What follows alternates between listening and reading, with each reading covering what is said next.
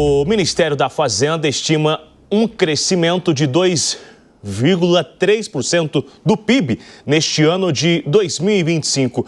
A gente conversa agora sobre esse assunto com o economista Hugo Garbi, que conversa com a Jovem Pan ao vivo, a quem eu agradeço gentilmente por conversar com a gente nesse final de semana. Esses números, ontem a gente repercutiu uma entrevista, inclusive, aliados do governo e até alguns empresários que estavam reclamando dessa especulação do mercado, de ficar ali especulando ou adiantando a taxa de juros, que isso acaba gerando uma complicação na economia. Esse seria o segredo? A receita do bolo seria não ficar especulando ou antecipando esses números, Hugo? Ótima tarde, bem-vindo. Olá, boa tarde a todos, prazer estar com vocês mais uma vez aqui na Jovem Pan.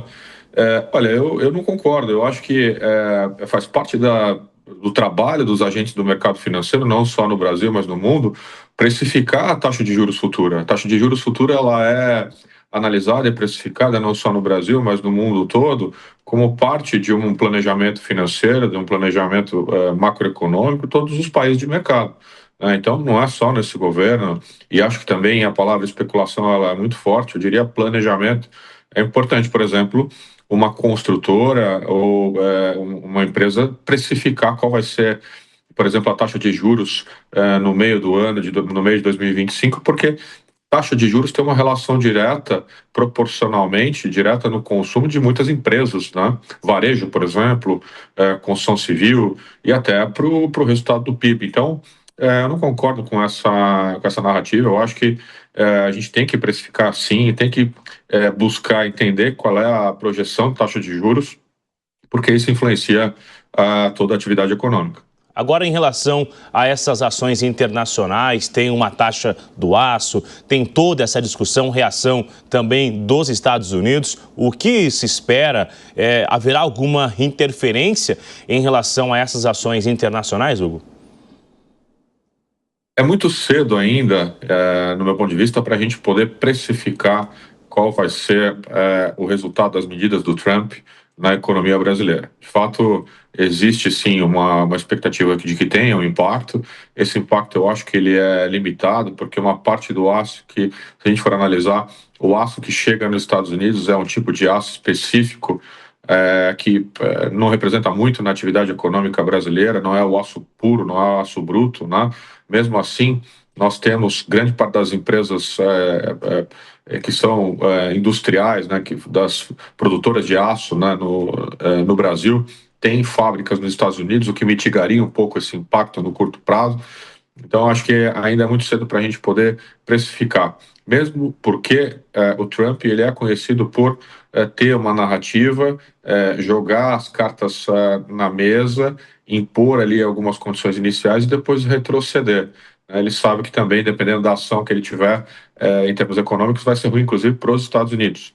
Então, acho que de fato, essas ações do Trump no início não é a variável mais importante para a gente. Eu diria que as variáveis mais importantes para o nosso resultado econômico de 2025 são variáveis internas de ações de gestão pública do governo brasileiro. Eu vou aproveitar e chamar também nesta conversa o Rodolfo, que está com a gente nesse final de semana. Rodolfo.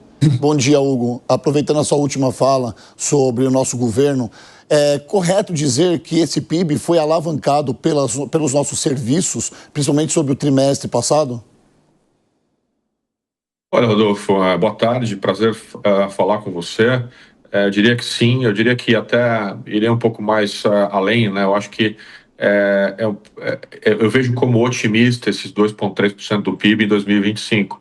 E quando a gente analisa de forma um pouco mais profunda como é que foi construído esses 2,3%, né? Uma primeira variável que a Secretaria de Política Econômica brasileira considerou é que a política monetária ela não vai ter o efeito brutal que nós esperamos que tenha. Ora, se a gente vai chegar, provavelmente vai chegar, né, a inflação ela não vem cedendo, não só por uma questão de demanda, mas por uma questão, uma variável de política fiscal que o governo não vem controlando. a taxa de juros vai chegar a 15%, é natural que tenha um impacto significativo no PIB. Quando você tem uma taxa de juros desse tamanho, você acaba tendo uma influência grande no produto. Outra variável importante é que eles estão sendo otimistas demais com o agro, no limite ali da melhor safra dos últimos 10 anos.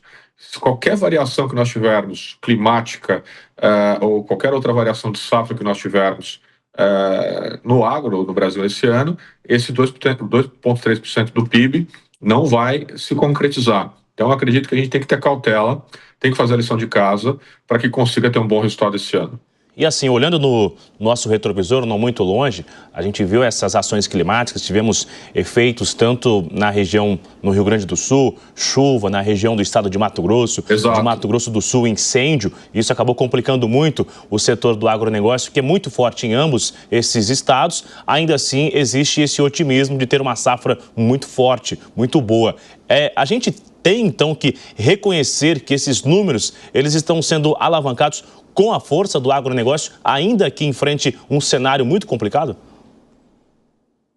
Sim, de fato, se a gente for considerar o que sustenta esses 2,3% do PIB, se a gente for analisar e destrinchar quais são os números que sustentam, veja, hoje no Brasil o varejo vem sofrendo de forma brutal por conta das altas taxas de juros. Construção civil, ela vem sofrendo demais porque a pessoa física, o consumidor final, ele não consegue encarar uma taxa de quase 13%, 14% ao ano, por mais que a gente tenha emprego, né? Então, o que vem sustentando o Brasil 2024 e vai sustentar 2025 é o agro. E eles estão ali considerando que o agro vai ter safra recorde e vai ter ali um resultado dos mais importantes nos últimos 10 anos. Eu acredito muito otimista. Eu espero que isso aconteça, mas a gente sabe que a probabilidade disso acontecer, ela é pequena. Então, realmente, esse número ele está sendo sustentado por grande parte pelo agro brasileiro. Rodolfo. Olha só, eu gostaria muito que o Hugo nos explicasse para quem está em casa assistindo agora, como que funciona, como que as variações do PIB podem impactar as nossas políticas sociais e econômicas aqui no Brasil. Essa é uma muito boa pergunta, né, Rodolfo? Porque a gente já ouviu no passado algumas declarações de pessoas importantes, né, do Brasil, do governo, falando: olha, eu não como PIB. Né? O PIB, para mim, não interessa. Interessa sim. O PIB ele é a soma de produção de todas as riquezas que um país tem dentro de um período, nesse caso, dentro de um ano. Quando o país ele produz riquezas, é muito importante que o país produza riqueza. Ele produzindo riqueza, as empresas vão ter faturamento, as empresas vão gerar emprego e com emprego e renda que as pessoas vão comer, vão colocar comida na mesa, vão poder ter salário, emprego para toda a família. Então o PIB ele sempre é muito importante para o desenvolvimento e para o crescimento econômico de um país. O PIB é a geração de renda, é a geração de riqueza. A partir do momento que as empresas geram empregos, né, geram renda, vendem seus produtos, elas estão pagando impostos. Quanto mais a empresa vende, mais ela paga impostos. E esses impostos, eles voltam para a população como forma de benefícios sociais. Né? Então, quando um país ele entra em crise, por exemplo, quando tem um PIB negativo numa recessão, significa que o governo está arrecadando menos, as empresas estão vendendo menos. Arrecadando menos, tem menos dinheiro para poder investir em benefícios sociais. Então, é muito importante que a gente entenda que torcer para que tenha uma política econômica adequada, que o governo faça uma gestão adequada, que o PIB cresça, porque o PIB, sim, é o que vai trazer comida na mesa da população, é o que vai fazer com que o Brasil cresça, com que o Brasil se desenvolva. Bom, ainda não temos ali um número sobre essa redução de consumo, né? Eu acompanhava um estudo, inclusive, sobre o consumo do café, que está muito alto, está muito caro. Na verdade, as pessoas diminuíram o consumo ali, né? Tá tomando só faz o que vai tomar, não o que jogava fora o resto da garrafa. Enfim, então você vê que esse consumo começa a ser reduzido. Isso automaticamente no mercado não é tão bom, porque as pessoas acabam não comprando, acaba o estoque ficando lá no supermercado e a gente ainda tem uma expectativa de aumentar essa taxa de juros na nova reunião do Banco Central. Qual é a expectativa do mercado em relação a esse aumento da taxa de juros para os próximos dias? Existe ali uma expectativa de uma redução ou somente uma tendência de aumentar para os próximos meses? A expectativa para a próxima reunião é a expectativa de incremento, né? Eu acho que ainda é unânime que a política monetária contracionista, né? Ou seja, quando você aumenta a taxa de juros, você está tentando contrair a economia, fazendo com que as pessoas consumam menos, diminuir a atividade econômica, porque diminuindo a atividade econômica você gera menos inflação. Ainda essa política econômica contracionista, ou seja, aumentando os juros, não está fazendo efeito. Apesar que o efeito dessa política ele demora um pouco para acontecer, de 6 a 8 meses, para a gente poder ver o resultado. A discussão ainda é quanto vai ser aumentado, né? Se vai ser meio ponto, 0,75 ou 1%. Ainda existe ali uma divisão entre os economistas para saber a dose do remédio. Mas a expectativa, sim, é que a gente ainda tenha um incremento de taxa de juros nessa próxima reunião. E remédio amargo nunca é bom, né? Hugo, muito obrigado pelas suas informações, uma entrevista para ajudar a nos entender um pouquinho o cenário econômico. A gente volta a se falar logo mais para tentar entender os próximos dias também. Muito obrigado e um bom final de semana. Eu que agradeço, um ótimo domingo a todos. Até lá, um abraço.